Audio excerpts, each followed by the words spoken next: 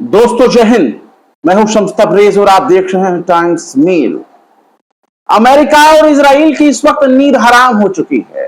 इनकी नींद उड़ चुकी है क्योंकि इनका जो बनाया गया मंसूबा था कि हम ईरान पर हमला करेंगे, ईरान के कई शहरों को तबाह कर देंगे, ईरान को बुरी तरह से बर्बाद कर देंगे, उसकी सारी पोल पट्टी पहले ही खुल गई। ईरान पर बड़े हमले की तैयारी कर रहे थे, लेकिन दस्तावेज लीक हो गए, जिसकी वजह से इनको अपने प्लान में तब्दीली करनी पड़ी, या फिर यूं कहें कि अपने हमले से पीछे हटना पड़ा। ईरान का ये कुछ बिगाड़ नहीं सके। इसके अलावा भी और भी तमाम खबरें हैं। इजराइल का एक बड़ा कमांडर गाजा में मारा गया।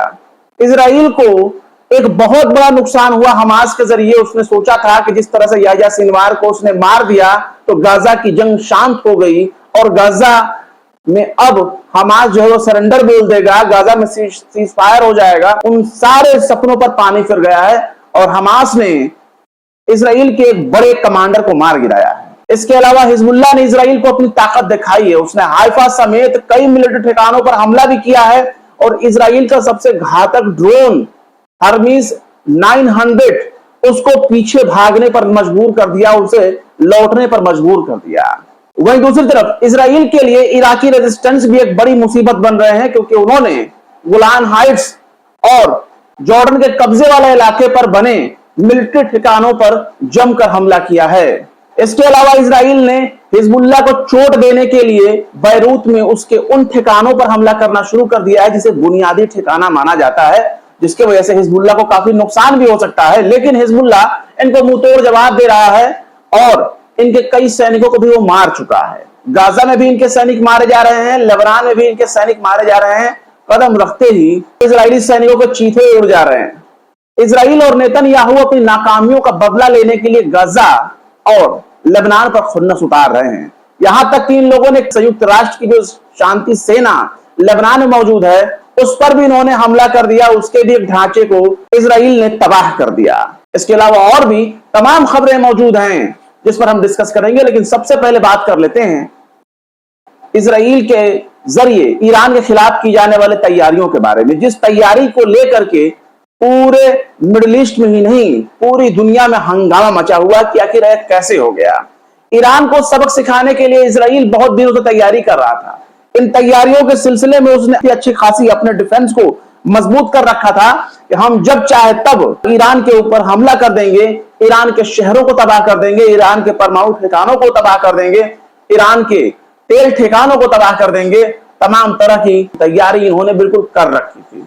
लेकिन आयन मौके पर यह होता है कि 15 और 16 तारीख को इनका डॉक्यूमेंट लीक हो जाता है।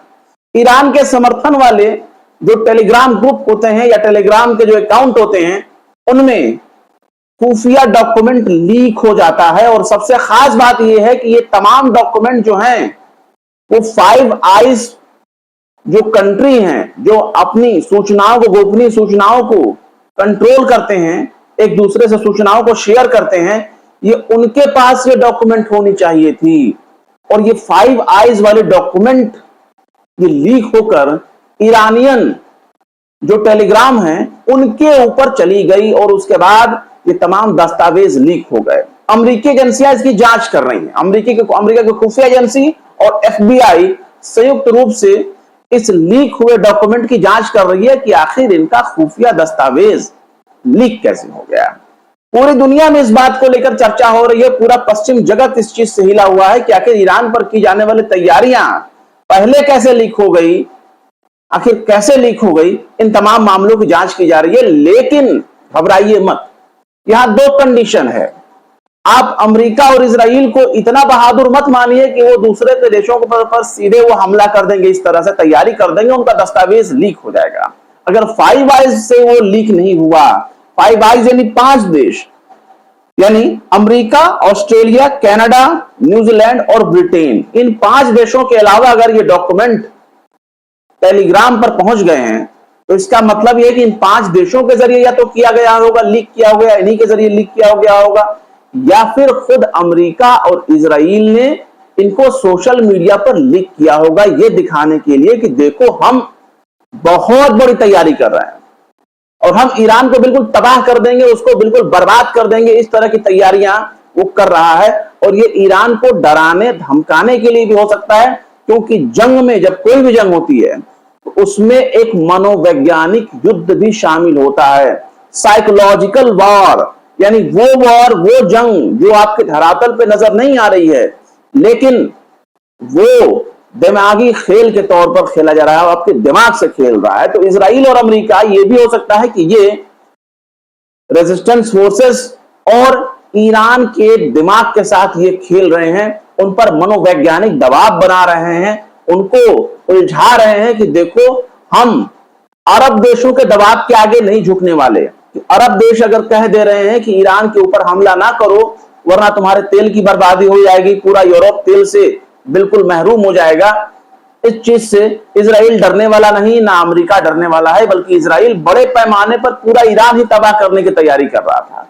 तो ये एक साइकोलॉजिकल वॉर भी हो सकती है। मैं गारंटी के साथ नहीं कह सकता, ये भी हो सकती है, मे बी, बट इजराइल तैयारी कर रहा था बड़े पैमाने पर हमले की, लेकिन वो दस्तावेज लीक हो गया। इसे इजराइल की और अमेरिका की बहुत बड़ी नाकामी समझी जाए, या फिर ईरान की खुफिया एजेंसी का ये खुराफात कहा जाए।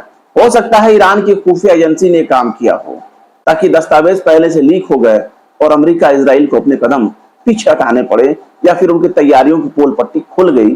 तो इसमें कुछ भी हो सकता है, लेकिन मेरा दिमाग यही कह रहा है कि यह मनोवैज्ञानिक खेल खेला जा रहा है ईरान के साथ, हूती, हिजबुल्लाह, हमास के साथ, इराकी और सीरियन रेजिस्टेंस फोर्सेस के साथ। इसके अलावा अगर इससे भी बड़ी एक खबर हम देखें, जो कि मेरे नजर में बहुत बड़ी है, वो है गाजा में इजराइल का एक बड़ा सैनिक मारा गया, कर्नल मारा गया, ब्रिगेड का कमांडर मारा गया। वो भी तब जब वो गाजा में बड़ा मशहूर हो चुका था, गाजा का कसाई उसे कहा जा रहा था। वो बड़ी बड़ी इमारतों को, बहुत से लोगों पर उसने बमबारी कर रखे थे, तोप के गोले बरसा रखे थे, निहत्थे लोगों पर उसको निहत्थे लोगों को मारने का उस पर आरोप है, और उसे हमास ने मार दिया। और कैसे मारा, कहा यह जा रहा है इजराइल की तरफ से कि जो उसका कमांडर है वो नॉर्दर्न गाजा में अल जबालिया इलाके में गया था, और वहां टैंक से उतरते वक्त जैसे ही वो टैंक से नीचे उतरा, उसको बम ब्लास्ट करके मार दिया गया। धमाके में उसकी मौत हो गई। और इसके बाद पूरा का पूरा इजराइल बिल्कुल बिलबिला गया। इजराइल को बहुत बड़ा झटका लगा है, क्योंकि इतवार को ये धमाका हुआ गाजा में, और उसके 41 साल का जो कर्नल है उसका नाम है एहसान दक्सा, और कर्नल एहसान दक्सा की मौत हो गई। ये ड्रूज कम्युनिटी से बिलोंग करते हैं इजराइल के, और उसकी मौत हो गई। आईडीएफ को बहुत बड़ा झटका लगा है। यहां तक कि अल मायदीन की बात की जाए तो अल मायदीन ने यह लिखा है 401वीं ब्रिगेड के कमांडर को मार डाला गया, जबकि दूसरा कमांडर जबालिया में गंभीर रूप से वो घायल है, हो सकता है वो भी मारा जाए। इसके अलावा एक खबर यह भी निकलकर सामने आई है कि दक्षिणी लेबनान में 9 अक्टूबर को एक सैनिक घायल हो गया था, जिसकी अब मौत हो गई है, वो अब मर चुका है। और यह खबर टाइम्स ऑफ इजराइल ने बताई है कि दक्षिण लेबनान में 9 अक्टूबर को जो सैनिक घायल था, अब उसकी मौत हो गई है। इसके अलावा जेरूसलम पोस्ट ने भी एक खबर बताई है, और एक खबर बताया है कि शनिचर के रोज गाजा में सार्जेंट एलियाई यंग को मार दिया है हमास ने। और सार्जेंट एलियाई यंग जो मारा गया, उसके पास इजरायली नागरिकता नहीं थी, और वो अफ्रीकी मूल का था, लेकिन अमेरिका के जरिए वो इजराइल में आ गया, लेकिन उसके पास नागरिकता नहीं थी। लेकिन खैर वो मारा गया गाजा में हमास के हाथों। वहीं अमेरिकी मीडिया एक्सियोस ने कहा है कि इजराइल ने लेबनान के जरिए सीज फायर की मांग को उसने आगे बढ़ा दिया, और उसने व्हाइट हाउस को ट्रांसफर कर दिया है, यानी फॉरवर्ड कर दिया है व्हाइट हाउस को। क्योंकि कुछ दिनों पहले लेबनान ने यह डिमांड की थी कि भाई हम शांति चाहते हैं, आओ शांति कर लो।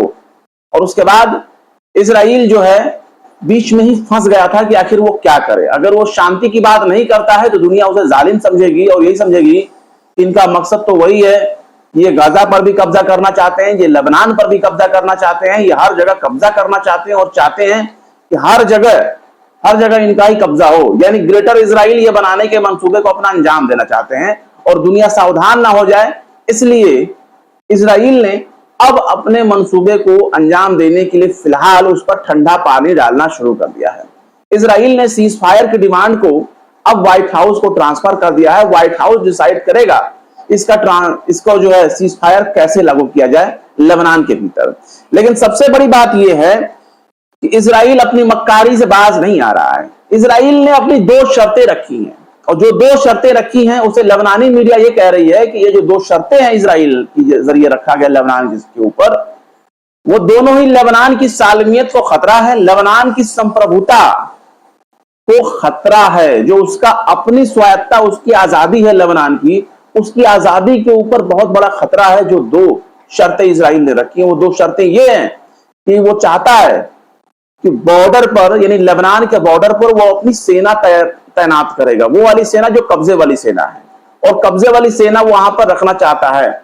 अब इसका 2 रीजन है, या तो वो डायरेक्ट लेबनान को हिट करेगा, या तो वो कभी भी जब चाहे तब वहां पर इन्वेजन कर सकता है, यानी घुसपैठ करके वहां कब्जा कर सकता है लेबनान को, जिस लेबनान के हिस्से को हिजबुल्लाह ने 30 साल पहले, जो 30 साल तक जो कब्जा कर रखा था इन लोगों ने, 2006 में उसने छुड़वा लिया था।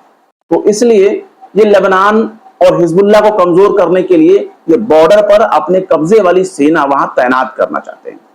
इसके अलावा दूसरा जो शर्त इनका है, ये चाहते हैं कि पूरे लेबनान में ये एक्सेस चाहते हैं कि हमें जो है हवाई एक्सेस मिल जाए, यानी इनके जो फाइटर जेट हैं वो पूरे लेबनान में कहीं भी घूम सकते हैं, कहीं भी वो आ जा सकते हैं, उड़ान भर सकते हैं पूरे हवाई क्षेत्र में लेबनान की। तो ये सबसे बड़ा खतरा है कि भाई हमारा देश, हमारी जमीन तो आसमान भी हमारा, और हमारी जमीन पर निगरानी करने के लिए, हमारे आसमानों पर घूमने के लिए इजराइल अपना फाइटर जेट जो है वो चाहता है कि हमारे फाइटर जेट, उसके जो फाइटर जेट हैं वो हमारी सरजमीन के ऊपर घूमे।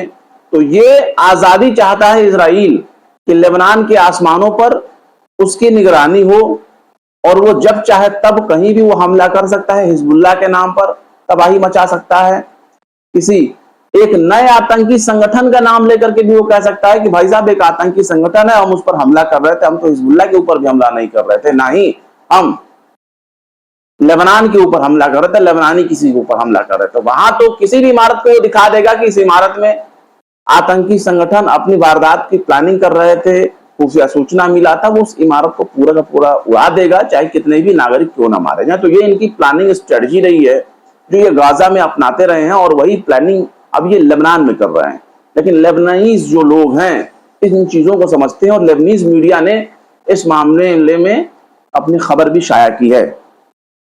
इसके अलावा गौर किया जाए तो जो लेबनान से ये 2 शर्तें मंजूर करवाना चाहता है, ये दोनों ही शर्तें यूनाइटेड नेशन के सिक्योरिटी काउंसिल जो है उसका जो प्रस्ताव है 1701 ये उसका उल्लंघन है। और ये शर्त ये कहती है कि लेबनानी आर्म्ड फोर्सेस और यूनिफिल यानी यूनाइटेड नेशन की जो शांति सेना है, ये दोनों ही इजराइल और हिजबुल्लाह के बीच में सीज फायर को लागू कराने में मदद करेंगे, लागू कराएंगे ये। और शायद यही वजह है कि इजराइल यूनिफिल यानी यूनाइटेड नेशन का जो पीस सेना है, शांति सेना है, उसको बार बार ये निशाना बना रहा है, क्योंकि वही दोनों के बीच में शांति का एक पुल है और उस पुल को ये ढा देना चाहते हैं। लेकिन लेबनान में अपने कई ऑपरेशन जारी रखे हैं, ये बार बार अपनी सेना को जमीनी ऑपरेशन करने के लिए आगे बढ़ा रहे हैं, लेकिन इनकी सेना आगे नहीं बढ़ पा रही है, क्योंकि जैसे ही वो लेबनान के बॉर्डर में कदम रखती है उनके चीथड़े उड़ जा रहे हैं, वो मारे जा रहे हैं। मतलब जा तो सही सलामत आ रहे हैं, उधर से आते वक्त ताबूत में पैक होकर करके आ रहे हैं। और ऐसे में इजराइल की सेना काफी डरी हुई है। बहुत सी सूचनाएं और बहुत से इंफॉर्मेशन वहां से आ भी रहे हैं, वो कंफर्म भी नहीं है, वो कितने सच हैं इस बारे में दावे के साथ नहीं कहा जा सकता। लेकिन जिस तरह के हालात लेबनान बॉर्डर पर इजराइल के सैनिकों के साथ हो रहे हैं, उससे ये नहीं कहा जा सकता कि इजराइल में बगावत नहीं हो रही है, सेना बगावत नहीं कर रही है, ऐसा बिल्कुल भी नहीं कहा जा सकता। क्योंकि हिजबुल्लाह ने हाइफा पर बमबारी की है, उसने हर्मीज 900 ड्रोन को रोक दिया है, इस हद तक उस पर हमला किया कि इजराइल का ड्रोन वापस लौटने के लिए मजबूर हो गया। बाकायदा लेबनान के बॉर्डर पर जो मौजूद इजरायली सैन्य ठिकाने हैं उनको भी हिजबुल्लाह ने रॉकेट और तोपखानों के जरिए निशाना बनाया है। हिजबुल्लाह ने जो है उसका जो एयर डिफेंस यूनिट है उसने इजराइल के हर्मिस 900 ड्रोन को वापस लौटने के लिए मजबूर कर दिया। ये मैं पहले ही बता चुका हूं आपको।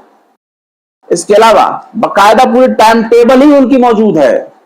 अल माहिदीन पर अगर देखें तो बाकायदा पूरी टाइम टेबल मौजूद है कि वो कब कब हमला कर रहे हैं, हर 2 घंटे, 1 घंटे, आधे घंटे, पूरा एक शेड्यूल बना हुआ है। और शेड्यूल पर गौर करें तो ये शेड्यूल ये बता रहा है कि पूरा दिन भर, रात भर ये कहीं ना कहीं से इजराइल के सैन्य ठिकानों पर ये हमला कर रहे हैं। अब बहुत से लोग ये कहेंगे कि भाई लेबनान में और गाजा में तो इजराइल जाकर के मार दे रहा है, इतने लोग मारे जा रहे हैं, और हिजबुल्लाह और हमास अगर मार रहे हैं तो इतनी ये पैमाना नहीं है। तो आप गौर करिए, हिजबुल्लाह और हमास आम लोगों से नहीं लड़ रहे, वो इजराइल की सेना से लड़ रहे हैं। और इजराइल की सेना किससे लड़ रही है? वो आम लोगों से लड़ रही है। वो आम लोगों पर हिजबुल्लाह और हमास डिक्लेयर करके उनके रेजिडेंशियल एरिया पर हमला कर रहे हैं, चाहे वो गाजा का रेजिडेंशियल एरिया हो, कैंप हो, चाहे शरणार्थी शिविर हो, उस पर वो हमला करके आम लोगों को मार रहा है, चाहे लेबनान का इलाका आप ले लें। तो इन लोगों से तो लड़ नहीं रहा, ना वो सीधे हमास से लड़ रहा है, ना हिजबुल्लाह से लड़ रहा है। लेकिन जहां जहां हमास और हिजबुल्लाह इजरायली सैनिकों को पाते हैं, आमने सामने की जब जंग होती है तो ये मार रहे हैं, उनके मरकावा टैंकों को उड़ा दे रहे हैं। और एक मरकावा टैंक में जानते हैं कितने लोग होते हैं? कम से कम 8 से 10 लोग होते हैं। 6 चालक दल के लोग होते हैं जो चलाते हैं, कुछ हथियारबंद उसमें लोग होते हैं, उसमें गनमैन भी होता है, और चंद लोग और भी होते हैं, 3-4 लोग और होते हैं, मतलब 8-10 लोग होते हैं। इसलिए अगर एक मरकावा टैंक अगर उड़ा दिया जाता है तो कितने लोगों की मौत हुई, इसका अंदाजा आप लगा सकते हैं। और यहां तो यह हाल है कि गाजा में आए दिन कोई ना कोई मरकावा टैंक उड़ता रहता है, कोई ना कोई सैनिकों को, हमास के जो स्नाइपर हैं उनको शूट कर रहे हैं, लंबी दूरी के रेंज से उनको शूट कर रहे हैं, निशाना बना रहे हैं। तो कोशिशें ये चल रही है। इसके अलावा इराकी रेजिडेंस फोर्सेस ने जॉर्डन वैली, यानी जॉर्डन की जो घाटी है, यानी आप समझ लीजिए कि जॉर्डन तो पूरी कंट्री हो गई, लेकिन इजराइल ने जॉर्डन के भी हिस्सों पर कब्जा किया हुआ है और सीरिया के भी हिस्सों पर, गोलान हाइट्स वाले एरिया पर कब्जा किया हुआ है। तो जो जॉर्डन का घाटी है, जॉर्डन घाटी, उस पर भी इन लोगों ने वहां पर अपना सैन्य ठिकाना बना रखा है, और गोलान हाइट्स पर इनका कब्जा है, वहां भी इन लोगों ने अपना सैन्य ठिकाना बना रखा है। तो वहां इराकी रेजिडेंस फोर्सेस ने इजरायली सेना के ठिकानों पर हमला किया, उनको निशाना बनाया और सीधे कहा कि लेबनान में और फलस्तीन में जो हमारे लोग मारे जा रहे हैं, चाहे औरतें हो, बच्चे हो, नौजवान हो, ये उनका बदला है, और ये हम लेबनान और गाजा के समर्थन में, फलस्तीन के समर्थन में ये हमला कर रहे हैं। ये ठीक वही भाषा है जिस तरह से हुतीज अंसारुल्लाह, यमन के हुतीज अंसारुल्लाह जिस तरह से हमला करते हैं और अपने हर हमले को गाजा और लेबनान को समर्पित करते हैं, समर्थन देते हैं। इसके अलावा अगर गौर करें तो बीबीसी ने यह बताया है कि इस वक्त लेबनान के भीतर बैरूत में एक बड़ा एयर स्ट्राइक कर रहा है, और इस एयर स्ट्राइक के जरिए वो बैरूत और सदर्न लेबनान में एयर स्ट्राइक करके हिजबुल्लाह के बैंकिंग ब्रांच पर निशाना बना रहा है, यानी बैंकिंग सिस्टम को बिल्कुल तबाह कर देना चाहता है। अब दुनिया भले ही हिजबुल्लाह को चाहे जिस नाम से कहे, चाहे जो भी संगठन घोषित करे, लेकिन ये तो अमेरिका और इजराइल की लॉबी है कि वो हिजबुल्लाह जैसे पैरामिलिट्री फोर्स को वो आतंकी बोलते हैं। IRGC को भी ये लोग बैन करने की कोशिश करते हैं, लेकिन इनका बस चल नहीं पाता है। लेकिन हिजबुल्लाह और हमास जैसे संगठनों को, जिसको अमेरिका और इजराइल अपने लिए खतरा मानते हैं, उनको सबसे पहले आतंकी संगठन घोषित करते हैं। लेकिन ये लोग अपने अपने इलाके के फोर्सेस हैं। हमास जो है वो गाजा में अपनी हुकूमत चलाता है, क्योंकि वो वहां की पॉलिटिकल पार्टी भी है, और अल कस्साम ब्रिगेड उसकी सैन्य शाखा है। उसी तरह से हिजबुल्लाह एक पॉलिटिकल पार्टी है। हिजबुल्लाह के लोग सांसद चुने होते हैं लेबनान के संसद में, संसद वो सांसद ही संभालते हैं। तो एक पॉलिटिकल पार्टी वहां भी है और हिजबुल्लाह एक सैन्य शाखा भी है, तो इसलिए इनको निशाना बनाते हैं। तो उनकी बैंकिंग सिस्टम भी है और कई इलाकों पर डायरेक्ट उनका कंट्रोल भी है, और वो इलाके हैं जो पहले से ही हिजबुल्लाह का कंट्रोल में है, क्योंकि उस पर अगर वो अपना कंट्रोल हटा ले तो वहां इजराइल हमला करके उन सब इलाकों को एक्यूपाइड कर लेगा। बहुत से इलाकों को हिजबुल्लाह ने इजराइल से आजाद भी कराया है, जो 30-30 साल तक हिजबुल्लाह के कंट्रोल में रहे। तो हिजबुल्लाह के बैंकिंग सिस्टम को इस वक्त इजराइल पूरी तरह से निशाना बना रहा है। वो चाहता है कि जो बुनियादी सिस्टम है उन तमाम बुनियादी ढांचों को बिल्कुल तबाह कर दें ताकि हिजबुल्ला कमजोर हो जाए। जहां जहां से उसको माली इमदाद, माली मदद मिलती है, फाइनेंशियल सपोर्ट मिलता है, उन जगहों को वो बिल्कुल तबाह कर देना चाहता है। ऐसा आईडी अपने अपने बयान में कहा है कि वो हिजबुल्ला के बैंकिंग सिस्टम, बैंक को और फाइनेंशियल स्ट्रक्चर को वो बिल्कुल तबाह करना चाहता है, निशाना बनाना चाहता है। इसके अलावा जब से हिजबुल्ला ने अपने ड्रोन के जरिए नेतन्याहू के घर पर हमला किया है, उसके बाद नेतन्याहू की हेकड़ी निकल गई है, उनकी सारी अकड़ जो है वो खत्म हो गई है। अब हालत ये है कि इजराइल गाजा और लेबनान पर जो हमले कर रहा है वो बहुत ही भयानक कर रहा है, और उन हमलों में उसका निशाना हिजबुल्ला और हमास नहीं है बल्कि आम लोग हैं, जैसा कि आप पहले से जानते हैं। तो गाजा में इन लोगों ने बेत लाहिया के जो आवासीय ब्लॉक हैं, रेजिडेंशियल ब्लॉक हैं, उन पर जो है इसने हमला किया है और 87 से ज्यादा फलस्तीनियों को इसने मुतासिर किया है। 87 से ज्यादा जो फलस्तीनी है या तो मारे गए हैं और जख्मी हैं। इन सब के अलावा अगर नजर डाली जाए कि यूनाइटेड नेशन का क्या रोल है, तो भाई साहब यूनाइटेड नेशन बिल्कुल सरेंडर की मुद्रा में है, क्योंकि उसके सेक्रेटरी जनरल को, एंटोनियो गुटरेस को, इजराइल ने बिल्कुल बैन लगा दिया है कि इजराइल के अंदर वो दाखिल नहीं हो सकते। नेतन्याहू ने यूनाइटेड नेशन का ये हाल कर दिया है। इजराइल यूनाइटेड नेशन को बिल्कुल देखना भी नहीं पसंद कर रहा, वो फूटी आंख भी यूनाइटेड नेशन को नहीं देखना चाहता। उसी का नतीजा ये है कि उसने एक ताजा हमला किया है, यूनिफिल के ऊपर एक ताजा हमला किया है। इजराइल ने सदर्न लेबनान के शांति सेना के निगरानी जो टावर था, जहां पे एक ऊंचा टावर होता है, उस टावर के ऊपर जो सैनिक होते हैं, सोल्जर्स होते हैं, वो वहां पर उसके ऊपर ड्यूटी दे रहे होते हैं, तैनात होते हैं, और वहां से वो दूर दराज हर एरिया पर वो कड़ाई से निगरानी करते हैं, वो देखते रहते हैं। ये 24 घंटा वो काम वहां से करते रहते हैं। ये टावर इस हद तक होते हैं कि रात में भी आप चाहें तो वो निगरानी कर सकते हैं। वहां से एक बहुत ही ज्यादा तेज रोशनी वाला टॉर्च वो फोकस करते हैं, जिससे वो बारीक से बारीक छोटी छोटी चीजों को भी वो निगरानी कर लेते हैं कि आखिर यहाँ क्या हो रहा है। तो उस टावर को इजराइल ने निशाना बनाया है और बिल्कुल तबाह कर दिया, और तबाह करके ये समझा दिया है कि वो रुकने वाला नहीं है। चाहे यूनाइटेड नेशन कितना ही हाथ पैर जोड़े, चाहे दुनिया का कोई देश कितना हो उसके आगे नाक रगड़े, लेकिन वो यूनाइटेड नेशन की सेना को बार बार निशाना बनाएगा, शांति सेना को बार बार निशाना बनाएगा। अब यूनाइटेड नेशन की जो शांति सेना है उसमें कई देशों के सैनिक मौजूद होते हैं, कोई एक देश के सैनिक नहीं होते। यूनाइटेड नेशन का जो शांति सेना है उस पर अलग अलग देशों के सैनिक जो है वो मौजूद होते हैं। हाल ही में 2 सैनिक बुरी तरह से घायल हुए थे और वो श्रीलंका के थे। खैर, अगर गाजा की बात की जाए तो गाजा में जो अब तक हलाक होने वालों की तादाद है, सरकारी आंकड़ों के मुताबिक अब तक 42,603 फलस्तीनियों की मौत हो चुकी है गाजा में। इसके अलावा 99,795 से ज्यादा लोग जख्मी हो चुके हैं। 99,000 यानी 1 लाख आप मान सकते हैं, लेकिन ये तो सरकारी आंकड़ा है। कम से कम 2 लाख 2.5 लाख से इसका कम ऐसा रेशियो हो ही नहीं सकता जो मारे जाने वाले लोग होंगे। 2.5 लाख 3 लाख से ज्यादा लोग अब तक फलस्तीनी मारे गए होंगे, और घायलों की तादाद का अंदाजा बहुत बड़ा है, उसके बारे में कुछ नहीं कहा जा सकता है। लेकिन ये सरकारी आंकड़ा है जिसमें बताया जा रहा है कि 42,603 जो है वो फलस्तीनी मारे गए हैं और 99,795 ज्यादा वो जख्मी हो गए। तो ये सरकारी आंकड़ा है।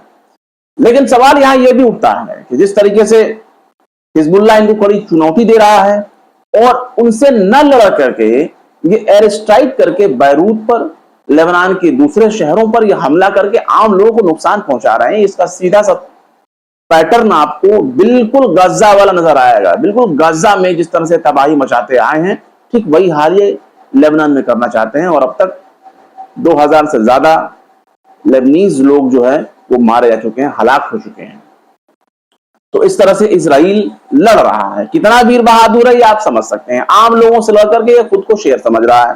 हालत यह है कि इनके डॉक्यूमेंट लीक हो जा रहे हैं। अगर इनकी मीडिया, पश्चिमी मीडिया के हिसाब से अगर देखें तो ईरान के ऊपर ये बहुत बड़ा हमला करना चाहते थे, और 15-16 तारीख को इनका डॉक्यूमेंट लीक हो गया और इनकी सारी जो करनी थी वो धरी की धरी रह गई, सारी प्लानिंग फेल हो गई। फिलहाल क्या कहेंगे ईरान के ऊपर हमला करने से मुतालिक जो 2 डॉक्यूमेंट जो लीक हो गए इसके बारे में? मैं ये मानता हूं कि ये डॉक्यूमेंट लीक नहीं हुए, बल्कि अमेरिका और इजराइल के जरिए किया जाने वाला एक साइकोलॉजिकल वॉर है कि भाई आमने सामने हिजबुल्लाह और हमास से आप जंग नहीं लड़ सकते, ईरान से आप मुंह तोड़ जवाब उसको नहीं दे सकते, उससे आमने सामने का टक्कर आप ईरान से नहीं ले सकते।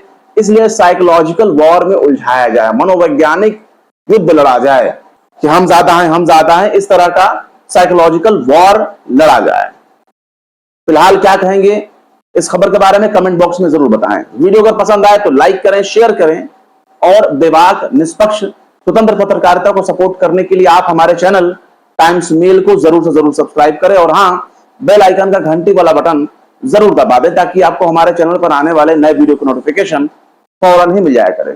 फिर मिलते हैं किसी और वीडियो में एक नई खबर के साथ। शम्स तबरेज को दीजिए इजाजत। जय हिंद। अगर अभी तक आपने हमारे चैनल टाइम्स मेल को सब्सक्राइब नहीं किया है तो जल्दी से सब्सक्राइब कर दें और बेल आइकन भी प्रेस कर दें।